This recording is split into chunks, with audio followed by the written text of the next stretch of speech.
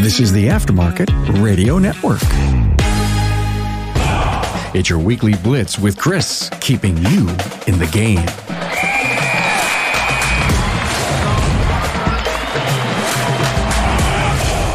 Good morning and hello, everyone. I hope the world is treating you well and you're having a great day. Coach Chris Cotton here from AutoFix-Auto Shop Coaching, where we work hard to support your auto repair shop's financial success. If you have an idea for a show topic or just want to talk shop, feel free to get with me at chris@autofixsos.com. So let's get started with it's okay to say no. Like me, where we're going to start out is not where we're going to finish, right? There's so often what I do, I start towards B and end up at X. Originally, this was an issue that I had with a client shop that had trouble with one of their employees. The employee asked for time off, didn't have any time off left available. The owner told the employee no, and basically the employee threatened to quit, everything else, so they could get what they wanted. Most things go back to communication issues in the shop, and this was a big communication issue.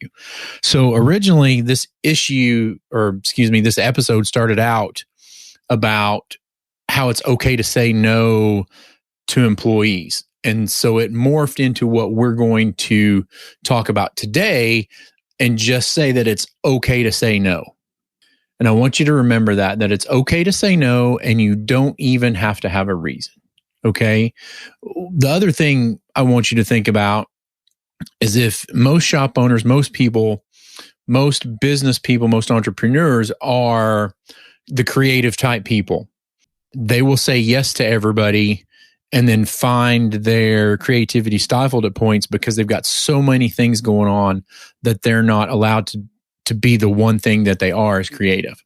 So if you need more time to be creative, then I want you to do two things for me. I want you to learn how to say no, and I want you to learn how to delegate to others. Okay. But this one, we're talking about how it's okay to say no. Early in my career, I had a huge problem. I said yes to everything. Didn't matter what it was. Didn't matter how busy I was. I'm a people pleaser.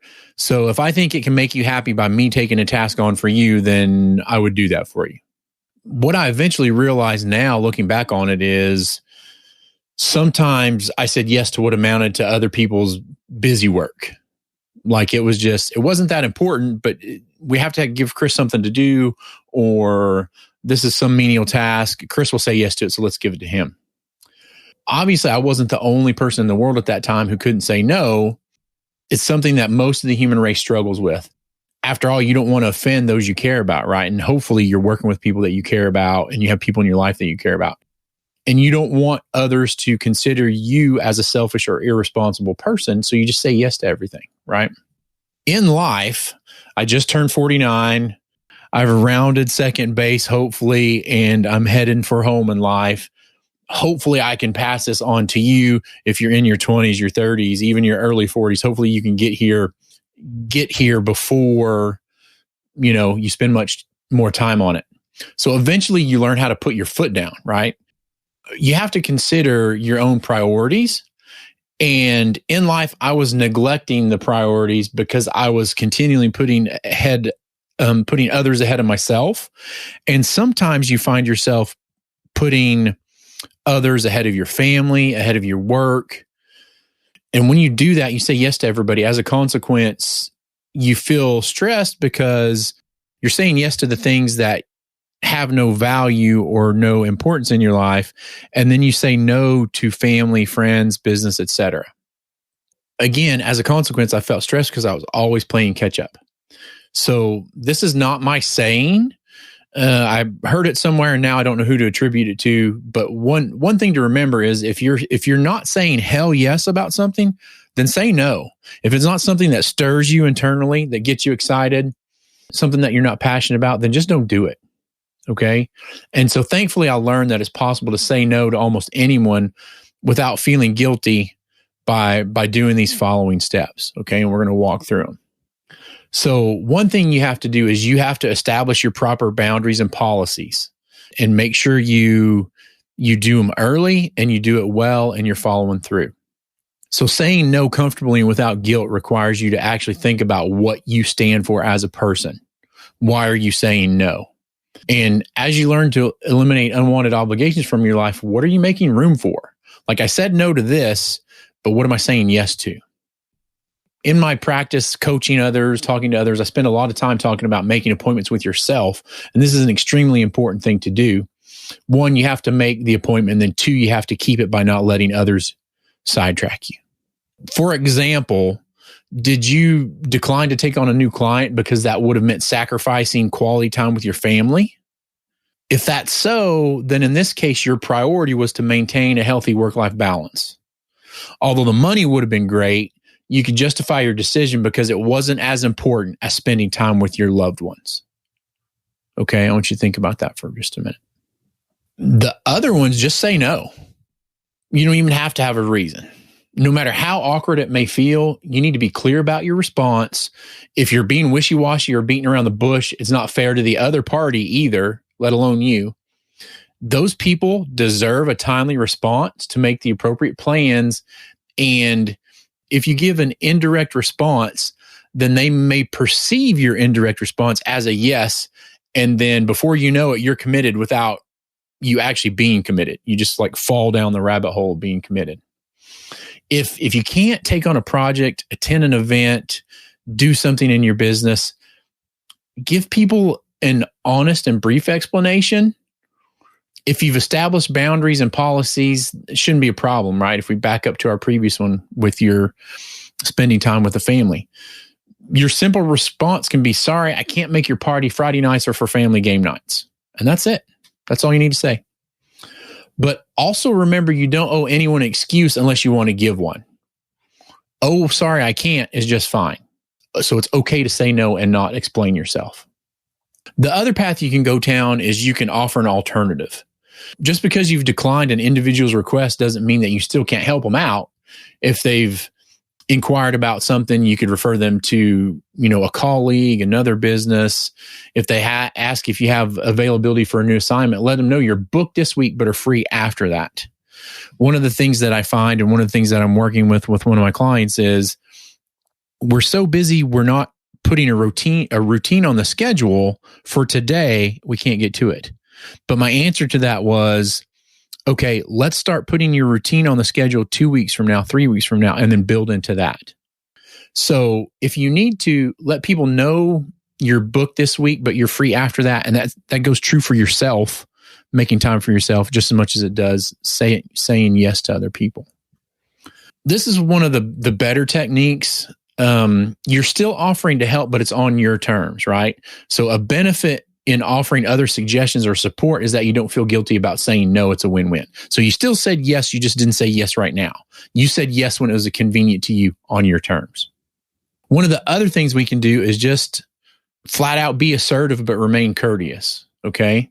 So what if you checked your calendar and realized that you're booked solid for the next month? You can still be decisive while also being professional and polite. So your response could be something like this. Thanks for reaching out to me. I really appreciate it. Unfortunately, I don't have any availability until next month. If you like, please email next month to check my availability. That can be helpful, but also if you're a busy person, then the next time is probably going to be busy as well. So I could also amend that statement and say, 2 weeks before we need to even put it on the radar, let's talk about it and then go from there. Okay. The other thing is a lot of times when somebody asks us to do something, we feel pressure to respond immediately. Just like saying no without giving any additional, you can not respond immediately. Take a deep breath and then figure out what to say. So you don't want to leave somebody hanging, right? But you don't have to respond to their request instantly. So let your friend or family member, whoever it is that's asking it, that you have to review your calendar and then you'll get back to them as soon as possible. So besides checking your availability, you need this time to see if the request gels with your boundaries and policies. Remember, we talked about family time earlier. If the request passes the work-family balance test, then you're okay. So sometimes this check can only take a couple of minutes, while other times you may need to sleep on it, okay? Another one's know your value. Underestimating our value, in my opinion, is the main reason why we say yes too often. Again, I'm a people pleaser, so I thrive on the approval of others. If I turn them down, they might assume that I'm careless or don't know how to manage my time correctly. Obviously, I don't want that reputation, especially when you're starting out in business. On the other end of the spectrum, if you always say yes, then people will take advantage of that. And as a result, people will frequently ask you and assign you new responsibilities or ask for a minute of your time because they know you won't say no. So while you want to be reliable, you don't always have to put the needs of others ahead of your own. The best course of action is always to know how much your time is worth and placing more value on your opinion than others. Another one is practice your response. It's just like role playing with a service advisor, practicing phone calls. If this is a big sticking item for you and you have problems saying no, then yeah, practicing responses may sound a little bit out there, but as you know, practice makes perfect, right? Or perfect practice makes perfect. And this applies to how you'll deny an inquiry. When you have some downtime, practice your response by typing out an email or text. Definitely don't hit the send button or don't fill in the to whom at all. Also, look yourself in the mirror and say no out loud. Again, this may be uncomfortable, but this is a simple and effective way to prepare yourself for saying no. So this one might cause a little bit of an issue, but the other one's just be more selfish. There's negative associations with the word selfish, but remind yourself that the problem often comes from manipulators, and you don't have to have any of that BS, not at all. At the same time, being a little bit more selfish may be a good thing since it can help you reduce anxiety and stress. And this goes back to mental health, previous episodes that we talked about. So think about it. If you skip the gym to go to happy hour with your friends, you help someone else on a project before completing your own work, or you skip a doctor's appointment to meet with a potential client, over time, your mental and physical health suffers. Okay. So make time for yourself. And that's what I'm talking about, being selfish. If there's one reason why you should start saying no more often, it's that you need to take care of yourself, right? If you're a wreck, then how can you possibly help anyone else out? Self-care is empowering and healthy, both mentally and physically. The next one is use the broken record technique. In my experience, most people will move on if you clearly explain why you can't help or meet with them. Unfortunately, some people can't accept being rejected. I don't get this type of rejection from others anymore. Usually if I say no, it's done and we move on. But I did get those who wouldn't take no for an answer for a long time. Following my initial decision to do better things for myself, the determination to rise up was present within me, right? So what they do is they try to break you down until you reconsider. Until you master self-care, you will be of little use to others. And I told myself this fact over and over. Do well for yourself now so that later you can do more for others. And I think this is why, there's several reasons why, but hopefully this will be a good illustration. When you fly on the airplane, they say put your oxygen mask on before you help the next person, just to make sure that you're taken care of before you help the next person. If you ever find yourself in this situation where this person is like, again and again and again, ask you to doing it, just repeat the same thing. Sorry, I can't. And that's good enough. No matter how many times they ask you, be polite and empathetic, but don't let them talk you into anything you don't want to have a part of. Their end game is to have you go from a no to a maybe to a yes, and they'll wear you out until you do it. So I want you to repeat that. I want you to look in the mirror and say, sorry, I can't. Sorry, I can't is a great response and the only one you need ever give, really. Like if you wanted to, sorry, I can't should be enough, and then go from there. Hey, everybody. Thanks for taking time out of your busy day to listen. If you haven't found us on Apple Podcasts and or Spotify, and followed us for free, then why not? It is free after all. So if you're listening in on Apple, Spotify, or some other app, I would love it if you could leave a review as well. This has been Coach Chris Cotton from AutoFix-Auto Shop Coaching. If you find yourself struggling in your auto repair business or have a feeling like you don't know what you don't know, but you are eager to learn and grow your business, then please feel free to reach out to me. You can either give me an email, chris@autofixsos.com, or give me a call, 940-400-1008.